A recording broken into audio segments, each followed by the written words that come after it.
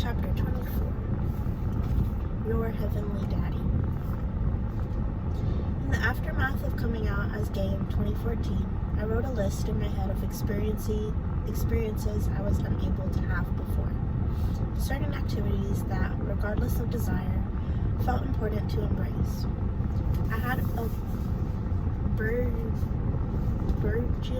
sense of ease in the world, a confidence. It was not ultimately where I needed to be, but I felt brave, properly so, for the first time in a long time. At that point in my life, it didn't really feel like a choice. There was no other option. I had to choose to engage as my authentic self or die not trying. There was a swell from somewhere else inside, but beneath it all, a voice, one that would whisper again, close to 7 years later. This is your life. You don't need to believe their stories. Those are their narratives. This is your career. Why are you agreeing with them?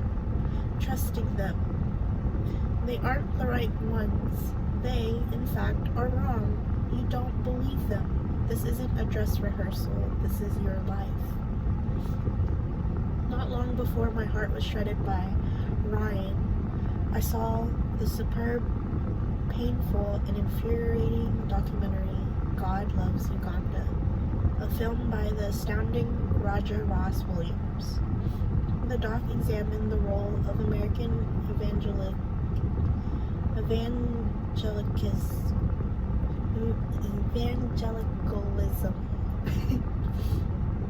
in Uganda, its ties to a recent introduced bill, the Uganda Anti-Homosexuality Act, which then suggested the death penalty for LGBTQ+ people, as it gained serious momentum.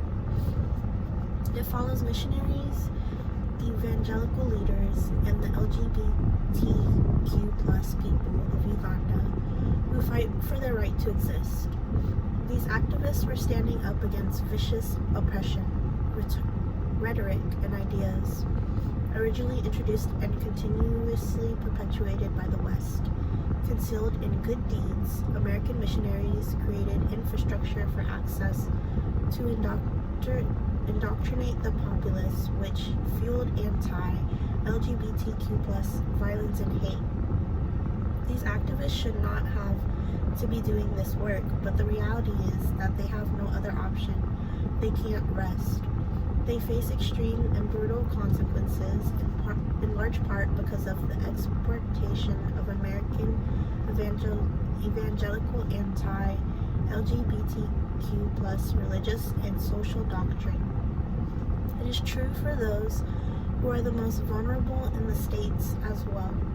It is simply disguised better. To some, people like me, being on the cover of major magazines must mean things are all good. What could they possibly be complaining about? Pink washing works. Ellen, look how much these people risk, how much they face. You're a coward, I scolded myself. I felt I needed to call myself out for the selfish little shit I could be. Especially when it is to maintain comfort and privilege. Perhaps I'm being harsh on myself because the road was extremely challenging. It did almost run me out. I was terrified and bloated with self-disgust. I can hold that and also understand just how good I have it. And knowing just how good should only enlighten the need for action, for care, to make the right choices, the uncomfortable choices. Stepping up is not just for the individual, and I'm able to be out because of countless other people, ones who did not have access to what I have, who won't end up on magazine covers, who can handle simply telling people you are gay, I told myself. Coming out was not easy, which is shocking to think now, but I suppose we, or I, forget the degree of change and lack thereof that has happened over the past decade. Going from a therapist's office where I believed it impossible to be out as queer, to feeling perplexed and furious that I had to deal with the bullshit for so long, that camouflaging my queerness was treated as the norm, my pain as a natural consequence. Pain that did not just live in my mind, but also loitered throughout my entire body, eating it out from the inside, forcing me to the ground.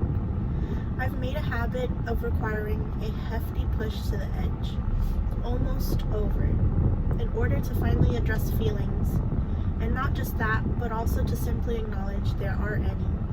But even in my lowest moments, a piece of me, ever so small, becomes clearer and clearer.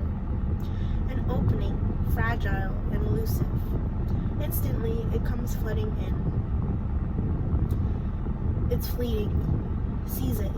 A whisper that sits waiting. Close your eyes and step through.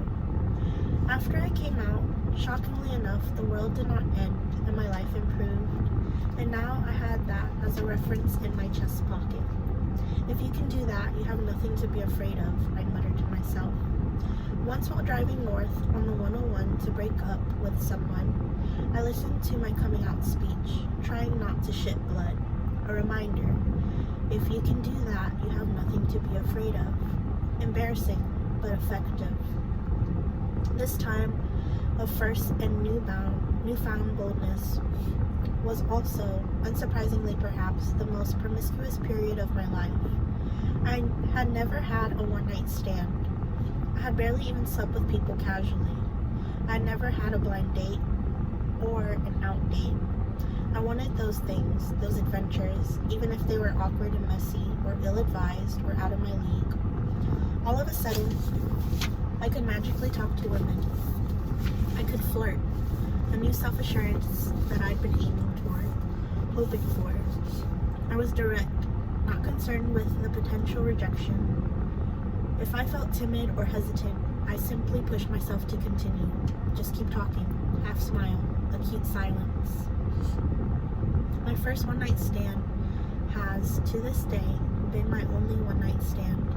She was the first person I slept with after my relationship with Ryan ended. Heartbroken, but numb at this point, I had met up with my friend Shannon at a bar on Sunset Boulevard in Silver Lake, where we typically converged in the compact outdoor area. Vines curled over the top of the tall walls, as did the rising fog from cigarettes. We sipped tequila with a touch of soda and lime. I hoped a tequila or two would enhance my numbness. My friend did not know how badly my heart was broken. I could not tell her. She did not know I had been in a relationship for close to 2 years. I slid over to make space for a woman to sit. She had long brown hair and curious, playful eyes that were paired with a mischievous grin. "Hi," she said as she sat close. She already seemed a touch tipsy, leaning in on purpose or not. "Hi," I replied, with the tiniest of side smiles. We began chatting in an uncontrolled, organic way, where halfway through you catch yourself puzzled at such ease with a stranger. She was hot, she was flirting, and I was flirting back. Another friend arrived, and soon after, Shannon and she split off, allowing me to turn my full focus to the conversation with my new pal. We didn't have much in common, but that wasn't really the point, and I think we both knew it. We sat progressively closer. Time passed. It was not until I got up to go to the bathroom and to get us another drink when I finally asked her her name and shared mine. "Ryan," she said. "What?" "Ryan," she said again. I thought I misheard, like a quick cutaway in a film. The character imagining, nope, she had the same exact name. The same exact fucking name. I squeezed between the crowd of hipsters, making my way to the restroom. I stood in line, waiting behind a woman in a cowboy hat who stared down at her phone. Should I call it? I wasn't sure. We had been talking for a while. She was attractive. I wanted to follow through. I wanted to be spontaneous. I wanted to have what I could not have before, but the same name. "Of course," I said to no one as I locked the bathroom door. "Of course her name is Ryan." I pulled down my pants and sat, ruminating as I urinated. Fuck it. I decided to shrug it off, roll with it. Poetry in action. I flushed the toilet with intent. This is my night. I returned with drinks, but we left before finishing them. Her place was not far west, a 2-story condo in an old low building, built presumably in the 1930s or 1940s. Its architecture was distinct, not Art Deco, not quite craftsman, definitely quaint. We sat in the living room briefly. She drank straight from a bottle of champagne. No longer amid the cozy buzz of the bar, her energy shifted. She was frenetic, zooming from one topic to the next, pacing about. Only later, I was like, ooh, cocaine. I always forget about cocaine. We went upstairs so she could show me her room. And the moment we walked through the door, we fell into the bed together. Her kissing was fierce, no warm-up, clanging teeth. Clothes started coming off. She was dominant. Her tits were almost immediately in my mouth. I grabbed them. They were perfectly round and soft. I sucked and swallowed and teased her nipples with my tongue. I felt them get hard in my mouth. She started to moan. Pushing me back on the bed, she lifted the short skirt she had been wearing and climbed on top of me, riding and grinding. Her head was back, arms straight, propping herself up with her hands on my shins. She rose and caught my eyes. She stared down at me with that vacant glare, pupils dilated, looking right through me, placing her hand on my throat. She squeezed and squeezed as she continued to rub and pound. Her cocked up eyes squinted callously. Now, I don't mind a hand on the throat, some pressure, a squeeze, that's fun. But full throttle choke? First time? Nah, I didn't say no. I've almost never said no, and times when I have, it didn't do a whole lot or made things worse. I wanted to stop it, but couldn't make the sound, not just because of her hand. It was like a dream where you need to yell, but your mouth produces silence, like a dream where you go to run, but your legs remain still, feet locked to the ground. Her hand tightened harder and harder, preventing my breath from flowing until she came on top of me. Loud and distant, her body folded forward, her head landing on the pillow next to me as she rolled off. I lay in her bed as she slept until light glowed around the perimeter of the curtains and the new sun guided my way out. My first properly out date was more successful. We were set up by mutual friends and met at a bar in the Bowery. She looked like John Seberg. Her short, crisp blonde hair and natural sense of style exuded an ease and elegance. It all felt like an afterthought. We sat inside, engaged in conversation, life, art, books. As time passed, we crept closer. Such a simple action, a casual chat in a bar, just simply a date, but it was monumental for me. The anxiety, the over-the-shoulder, the can they tell evaporated. We stayed until the bar closed. I suggested we get a room at a hotel because I was crashing with a friend. I know, a ridiculous splurge for one evening, but this was my first out date. As we walked north up Bowery, we put our arms around each other. Coming at us down the sidewalk, I heard the characteristic calls of some drunk bros calling out to us, to which I responded with a new defiance. Fuck you! Turns out my date was a black belt, and what I should have done was not engage and move on. Like a duck, let it roll off my back, peacefully extracting oneself from the drama and toxicity instead of throwing kindling on the fire. After we walked away, she showed me self-defense moves on the sidewalk, demonstrating how, even though small, I could fuck someone up. She flipped me over her back, gently, twisted my arm, made me submit. It was comforting knowing skills were available to me that, despite my size, could render an attacker useless. Educational foreplay, life-saving foreplay.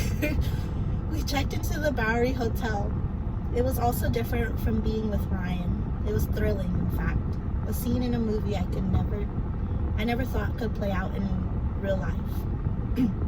With Ryan, we once asked for a cot at the front desk of a hotel when only a room with a single bed was available. With Paula, we would have separate hotel rooms because she was my assistant. What odd things to do when this way was a possibility, I thought. We sat in the room, a tiny table, and talked more. Thick velvet drapes were pushed aside, leaving the old, large windows visible. The city lights filtered in. "I like your cadence," she said. Time paused. I swallowed her words, feeling them at the base of my throat. The vibration traveled down. Her voice, smooth and clear with bedroom eyes that I wanted in. She leaned forward in her chair. Placing her hand on my leg, she kissed me, and I kissed her back. We were soon in the bed and stayed there until the morning light greeted us. Awkward at first, as it always is, struggling with buttons, subtle tumbles, while removing tight jeans, bodies reading each other, working to connect, to sync, to find that flow. It felt spontaneous and safe, and most important, open, a new world. We fell asleep, but not for very long. Shockingly, we awakened hungover and hungry. Checking out, I dropped off the golden key with its red tassel at the front desk and said goodbye, and we left in search of food. We found a place around the corner from the hotel for breakfast, a hip, rustic restaurant in a basement on Bond Street. My first out breakfast with a girl. Rad. This used to feel impossible. Blood sugar up, caffeine in the veins. Our new destination was McNally Jackson Books, an independent bookstore on Prince Street in Soho, only a 5-minute walk away. She wanted to get me a book, Maggie Nelson's Bluets. This would be the first time I read Maggie Nelson. Bluets, a contemplation of Nelson's love of the color blue, feels impossible to categorize. Nonfiction, a mixture of memoir, heartbreak, history, philosophy, theory. All of it seamlessly strung together through poetry and prose. It's staggering, heart-opening. It was the perfect book to receive then and there. It started to rain, but that did not stop us. We continued walking and talking until we found ourselves on the other side of Manhattan, in the West Village. She suggested a coffee at the now-closed Cafe Jane in the Jane Hotel, a historic hotel on the corner of Jane and West. The cafe was charming and chill, with a black and white checkered floor underfoot. It had a Parisian vibe, intermixed with unique decor choices, such as an alligator on the wall. I sipped an Americano. My stomach could only handle half. This was the moment we both started to fade. Fatigue catching up. We finally brought the date to a close. We stood, said goodbye, and she kissed me, right there in the cafe. A first. These moments were beautiful, however complicated for their significance in my life. But the first person I really fell for, after having my heart broken, was Kate Mara. She had a boyfriend at the time, the lovely and talented Max Minghella. I met them both at a small dinner. That first night, I didn't think much of it. Kate was charming and gorgeous, of course, but she was sitting next to her boyfriend. Mostly, I was eager to follow up with Max, hoping he'd accept a role in a film I was producing and acting in. But then I met Kate a second time. It was award season, and a friend, Kiwi Smith, was throwing a party at her house in Los Feliz for Adele Exarchopoulos, the star of Blue is the Warmest Color.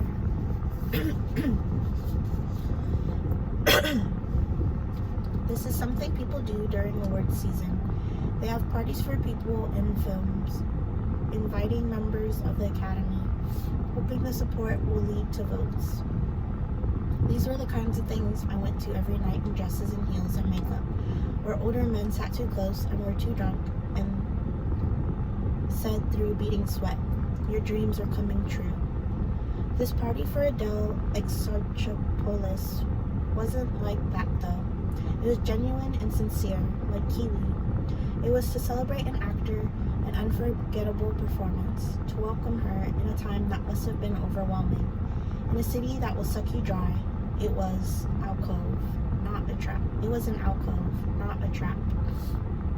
I'd been broken up with Ryan for only a few months maybe. We slept together occasionally after breaking up. Of course, it was too complicated and painful, but I kept convincing myself and her that it was totally chill. It's okay, we can just be present with each other. I'm fine. I want what is best for you and me. A bunch of bullshit.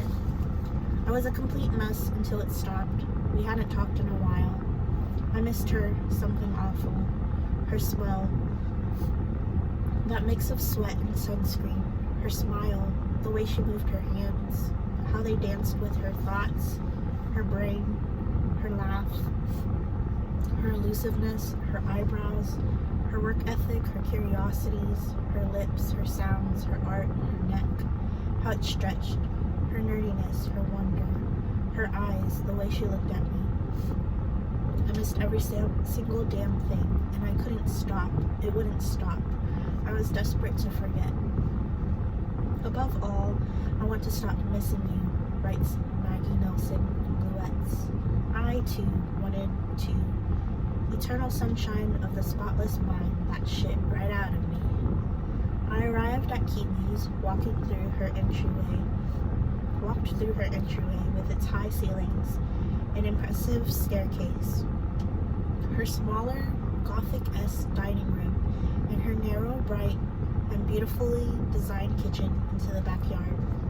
It was bustling with partygoers, with catering and professional bartenders. I scanned the space. Confirmed. I'd be flying solo with my heartbreak. None of my friends at the party knew I had been with Ryan, including Kiwi. I prayed Ryan would not show, despite being the only person I wanted to see. Not sure if I can fake it tonight. Kate was standing in a circle of partygoers, chatting organic.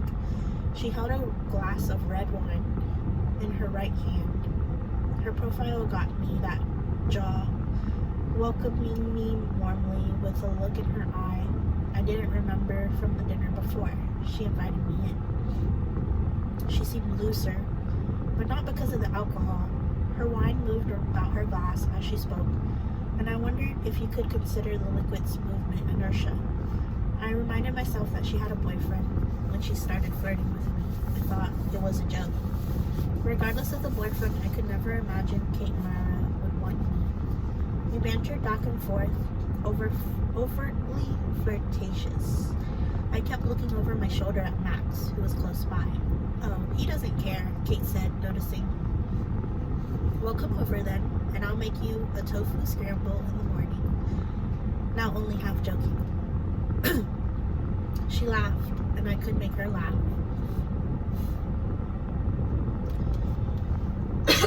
She laughed. I could make her laugh. We stood near, shoulders brushing. Gulp. I looked to Max again.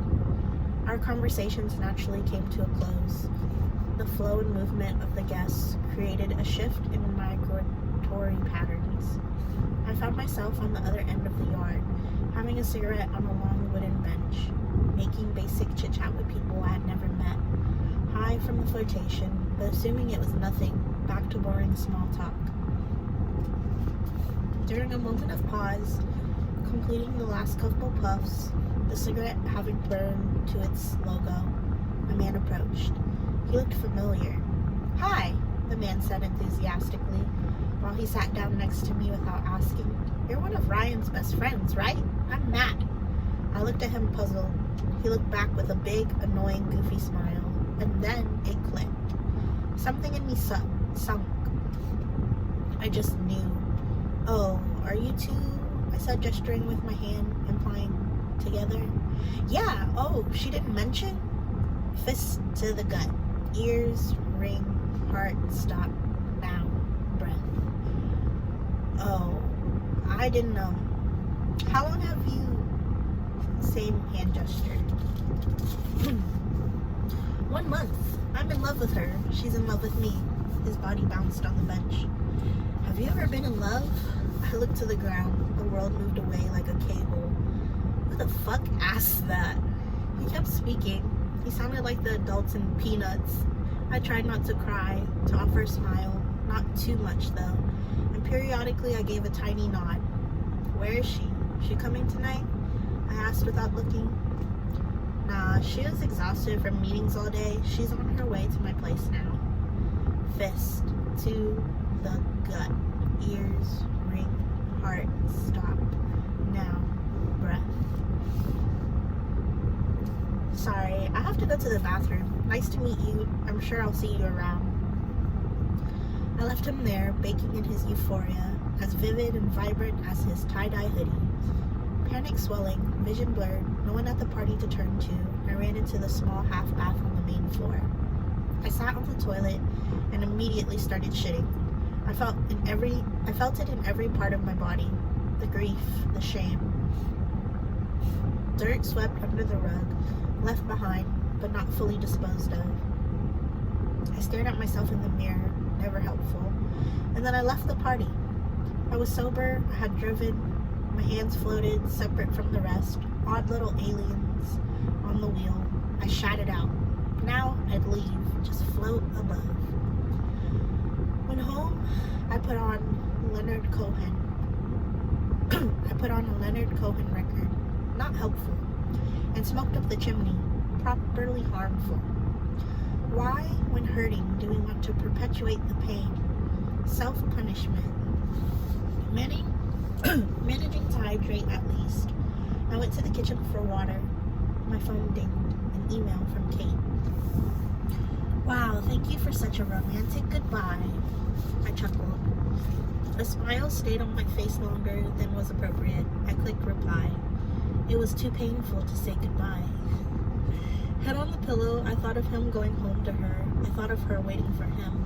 Above all, I want to stop missing you. I eventually fell asleep. Kate and I kept talking. I was starting to sense our flirtation was not just a half-truth for both of us. We spoke of getting together for a walk or maybe a dinner around our birthdays. We were Pisces buds. It was a couple weeks later, on Valentine's Day, that I came out as gay. I barely told anyone. I was about to make that speech. I just wanted it to be mine, for myself, tired of gossip and speculation. The response was significant. It went viral, as the kids say. Kate emailed, "Wait, you're gay?" Me, "Yeah, so make your move." The day after I came out as gay, I flew to Montreal for brief reshoots on X-Men, Days of Future Past. "You seem so different," a producer remarked. It was true. I had left a bag of bricks behind, more in my body, head high, affable, less troubled, a break from the furrowed brow. I was on my way. On my flight back to Los Angeles a few days later, I settled into my seat as a priest and his curate walked past. Their seats were behind me. The curate recognized me. He was very kind and complimentary. I wasn't expecting that. I fell asleep on and off, read a script. A couple hours into the flight, I felt a tap on my left shoulder. It was the priest and the curate. They passed me a piece of folded loose leaf paper, a note. I smiled pleasantly and turned around to read it. I unfolded it, expecting a kind message from an LGBTQ+ supporting progressive religious leader. No dice. It began with him acknowledging that his companion knew who I was, but he did not. I took the liberty of Googling you. Uh-oh. He went on to say that what I am wasn't real, a belief, and just that. Your soul is struggling. You need the arms of the Heavenly Father around you. Ill. And I kid you not. Signed, your Heavenly Daddy. There were a couple hours left on the flight. I was not sure what to do. Do I say something? Do I write a note back? I figured, what was the point? Truly, a quick convo is not going to change that priest's mind, and giving any of it the time of day would let the toxins sink in. So, I refolded the note, stuck it in my pocket, and went back to my business. The plane landed. Welcome home. A month or so later, Kate invited me to a barbecue at her and Max's house at the top of a Silver Lake Peak. At the top of a Silver Lake Peak. Max had said yes to being into the forest. I was excited to see him and celebrate. He'd be playing my love interest. Their place felt like a home. Cozy, nicely designed, personal. The living room had the kind of couch you want to disappear into. It was white, and I had no idea how they managed to keep it pristine. I get stains over everything. The kitchen was small, seemingly unchanged since the house was built in the 1930s. The sink, the backsplash, all perfect. Out a door from the kitchen was a sprawling, steep backyard. A deck off the living room, a fire pit down below, and an area for her 2 Boston Terriers. We hugged, a long one. Introductions took place. I knew almost no one at the party. Kate and Max barbecued veggie burgers and regular burgers. Kate and I sat next to each other on the steps that connected the house to the fire pit. We sat close, flirting. Max stood nearby, not giving it a second look. Magnetic and immediate, a feeling better left without words. A couple days later, we finally hung out one-on-one. I drove to her house to go for a walk. We climbed in her SUV with her dogs in the back and headed down to the Silver Lake Reservoir. It was the same. Smiles you try to hide, avoiding the eyes. We pulled into her garage and she turned off the car, sitting in silence for a few beats, a telepathic touch. "We should get dinner soon," Kate said. I paused. "I don't think we should go to dinner," I replied, which was my way of saying, "I think we should go to dinner." Another pause, car airtight. "I can ask Max, talk to him about it. I really don't think he would have a problem." My chin moved to my chest as I attempted to hide a smile. I was not expecting to hear this, but it was all I wanted to hear. An unmistakable feeling, electric and warm. I yearned to be near her.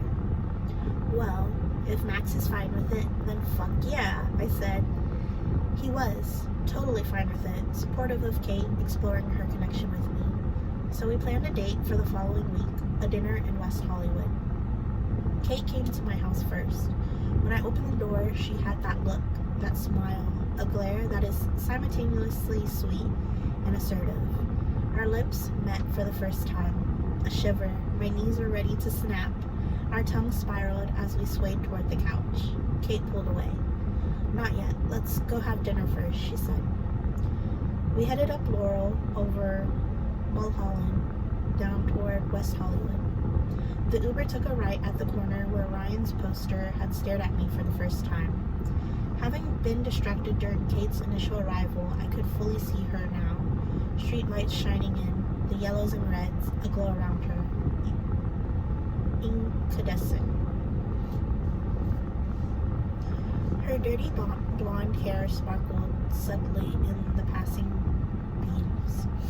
Her tight black pants squeezed her thighs. I avoided looking down. She wore a gray tee with a button down open under a black jacket. If you had seen us, you would have thought it was a regular date. It was just a regular date. How we touched, how we stared, how we laughed too much.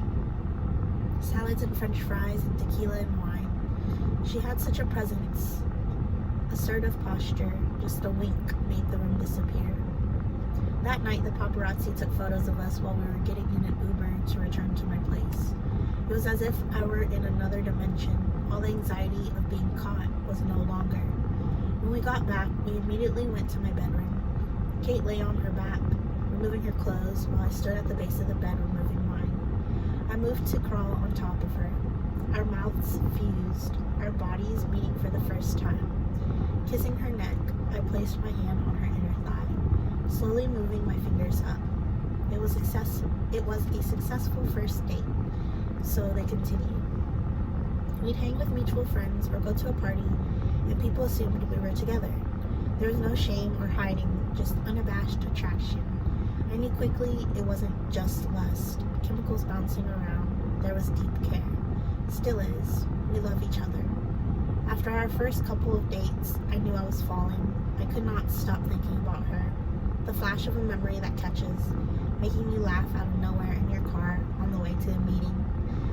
Starting and stopping texts, preoccupied by a word choice for 72 hours. That person who comes to mind. An earthquake skyrocketed out of me. An earthquake skyrocketed me out of bed one morning, not long after our first date. My heart leaped from my body. My brain told me to go stand in a door frame, so I did, which it turns out you're not supposed to do. Nonetheless, I waited for the shaking to subside and breathed a sigh of relief. Now I know what to do. Here's what the CDC says, so we're all on the same page. If you are able, seek shelter under a sturdy table or desk. Stay away from outer walls, windows, fireplaces, and hanging objects. If you are unable to move from a bed or chair, protect yourself from falling objects by covering up with blankets and pillows. When everything calmed, pulse returning to a steady beat, I picked up my phone. My first instinct was to text Kate to see if she was okay, which caught me off guard. It felt a little much. This was all brand new. And I reminded myself of the boyfriend and my responsibility to not be an asshole. Ready to put some coffee on, I sat down in my cell and walked to the kitchen. Ping! I turned back to look. It was Kate. She was making sure I was okay. I stared at the text. Out came my unprompted, soft chuckle again. Fuck. There is a moment I will never forget, where it sunk in when it went somewhere else. Spike Johns invited us to a double birthday party held in an old school. It was Spike's friend's 50th and his pal's daughter's 16th. The main level had an auditorium, which was for the adults. A live band played. People danced and drank. Those brown and beige school colors gave the night a timeless sheen. Arm in arm, we went up to the roof, which was the 16th birthday zone. A tall chain link fence enclosed the rooftop basketball court, and teenagers stood about. A DJ was set up playing sick tunes, but none of the kids were dancing, not one. I imagine they were discussing how to get alcohol, or whatever it is teenagers do in Los Angeles. The DJ was more our vibe than the downstairs band. Beyonce, Missy Elliot. We dove in without speaking, lost in movement. Kate, the only thing in focus, nothing but us. We stared directly, unshakable, bodies feeding off each other, saying what words could not. The dancing, more intimate than touch, was shameless and unreserved. I'd never seen Kate that unconstrained. I felt the universe split open, and myself with it. I was a goner. A week later, we sat on the lawn on the northeast side of the Silver Lake Reservoir, immersed in our bubble, jotting down notes in a small moleskin. We thought it was a fantastic idea to make a film together, specifically a love story. Kate and I emailed our agents about finding something for us to do together. The wheels were set in motion. Quickly, we were sent a script by Joe Barton. It was short, only 80-something pages. It needed work and expanding, but the skeleton of a painful but beautiful film was there. Joe Skyped with us, a lovely Brit who wrote queer female characters with such nuance I was shocked. We discussed story, the characters, and what we felt needed elaboration.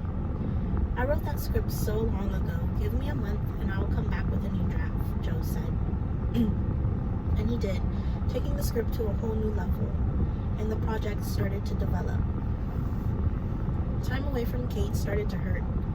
Electric and elated, flying high in the moment, but always an end. The places we couldn't go, the places I should not have been wishing for.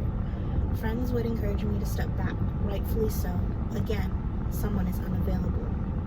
Even now that I was out, I found something to get in the way.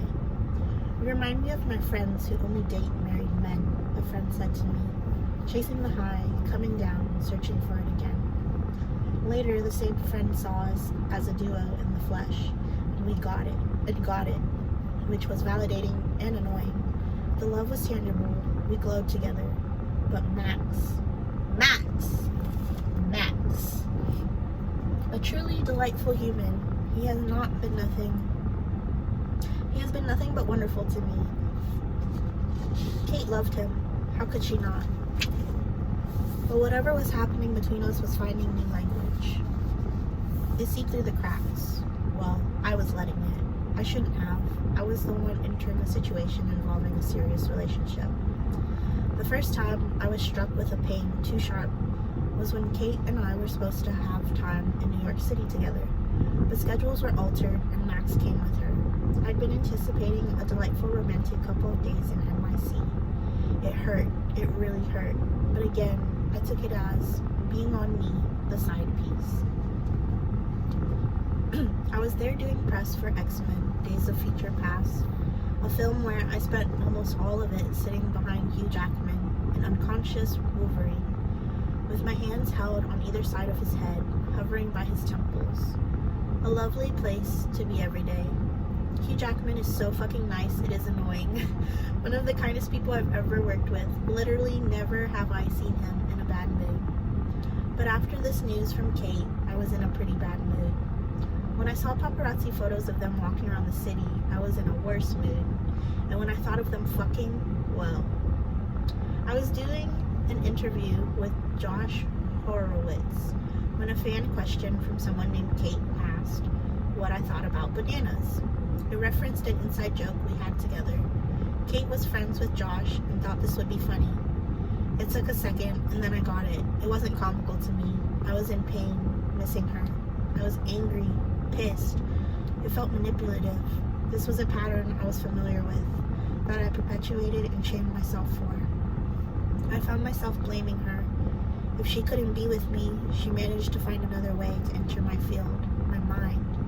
I'd always get sucked back in, convincing myself it was healthy, convincing myself that my yearning wasn't slowly chipping away at my integrity. I did not feel I was being treated thoughtfully. My feelings weren't being considered. I unfairly assumed she could read my mind. I was saying, all good of course, but I was asking her to interpret it as the opposite.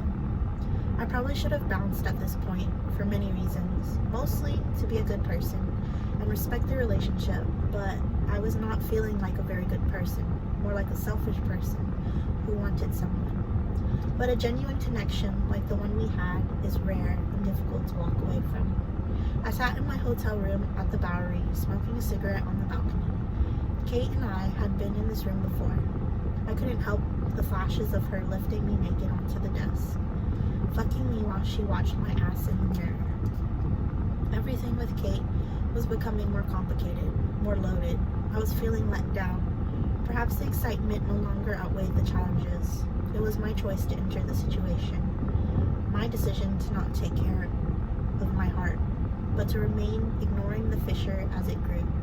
I was chasing something that could not be, letting lust overwhelm me. This dynamic was familiar. Alone you thrive, secret and safe, but separate you feel invisible. It's there and then it is gone. Not even a second thought, but an afterthought.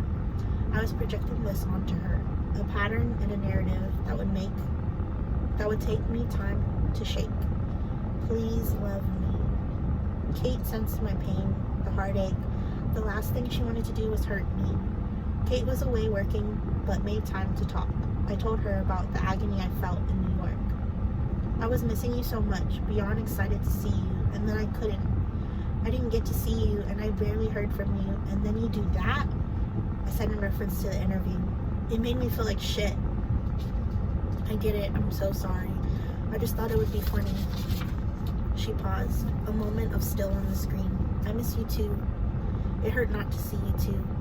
And at that, the floodgates opened. I started to cry, and then she joined in, and we spoke of everything. Our love for each other, how organic and meaningful it felt, the depth of care. But I love Max too, and we have a life together, she said. I didn't believe someone could love two people at the same time before. I do now. We shared a sadness, the grief in letting go, but first and foremost we cared about having a future, however that looked, forming a new kind of relationship. We decided to take space, no correspondence for at least a month. I always need to remind myself just how beneficial space can be. It can be agonizing, even if you are the one who initiates it. It is so easy to trick ourselves. I'd convinced myself communication was fine, healthy, mature. Yet no matter how much my brain understood, those feelings would lurk and disguise, whisper and poke, my heart jonesing for more. You remind me of my friends who only date married men. I understand this more now. It is true, desperate for the serotonin bump and then wallowing in the pain of rejection, ultimately abandoning myself in the process. Heaviness, which perhaps is what we are looking for. Safer to have love unfulfilled, to yearn for those unavailable. Max and Kate ended their relationship not long afterward, and shortly before I would be filming with Max. The breakup wasn't about Kate wanting to be with me, but a mutual understanding that it was time to move on. Kate and I kept the space going. Max was nothing but wonderful to me, superb in the film, a generous and present actor to work with. We had a sex scene, one of the more intimate ones I have done. Both of us practically naked, my chest on display. It felt safe and easy, not strange, despite it being frankly strange. I still had feelings for Kate, desired her, wanted to be with her. The distance helped. I felt like I had just about let it go, but we found ourselves both back in LA, and the same city stirred the heart once again. I was confused, dejected, resentful even. She could be with me now, but she doesn't want to be with me now. Love doesn't constitute a relationship, as my therapist would say. Once again, I was in pain. Anger was squirreling its way out. Minutes crawled and healed. It helped not talking or texting.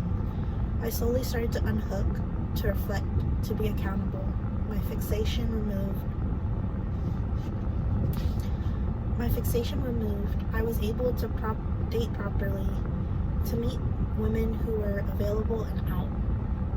Friends set up Samantha and me. We were together for about 2 years. She visited me in Ohio on the outskirts of Cincinnati when I was making My Days of Mercy with Kate. The film we produced and starred in together. Sam was supportive, not jealous. The three of us went to an Amy Schumer show in Kentucky just across the border. Kate was dating Jamie, now her husband. Considering the situation, the shoot went well. It has been nearly 9 years since Kate and I met. Certain chemistry never faded, but room for realizations left us laughing at how little we had in common. In retrospect, we'd mostly been fucking. But what has never changed, what will never change, is the love between us. Loyal, generous, emotionally present. Kate is not just a wonderful friend, she is an honest friend. My tendency was to fantasize, not look or respond to what was actually happening.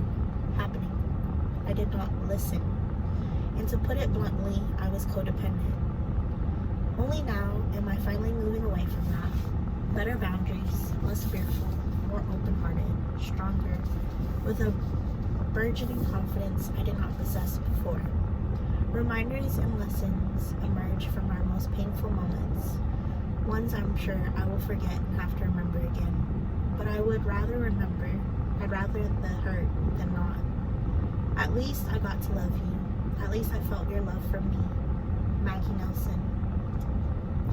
That this blue exists makes my life a remarkable one. Just to have seen it, to have seen such beautiful things, to find oneself placed in their midst, choiceless.